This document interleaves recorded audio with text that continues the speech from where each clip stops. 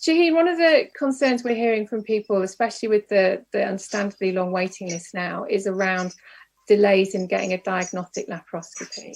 We know diagnostic laparoscopy is the gold standard for diagnosing endometriosis, but can people be, if you like, given a suspected diagnosis, or can they have other investigations and therefore they can get treatment even though they haven't had a laparoscopy? Yes, absolutely. So first of all, depending on where the endometriosis has gone and what it has involved, other methods can be used to make a diagnosis. So the fact that laparoscopy, the notion that laparoscopy is the only way, is actually incorrect. For example, if you have an endometrioma, which means your ovary contains chocolate cysts or an ovarian cyst of endometriosis, that can be diagnosed by ultrasound scan. Most ultrasonographers will be familiar with that. MRI is another modality that can be used for diagnosing deep infiltrated endometriosis.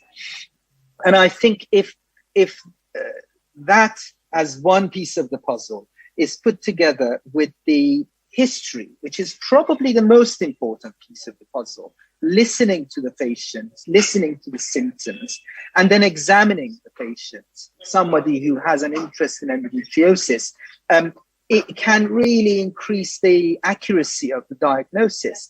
But having done all of that, we sometimes have to rely on a laparoscopy to diagnose.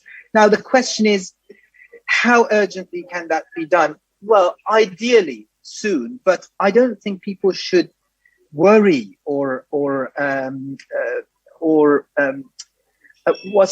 worry unnecessarily that if a prompt diagnosis is not made, their health is going to be significantly affected.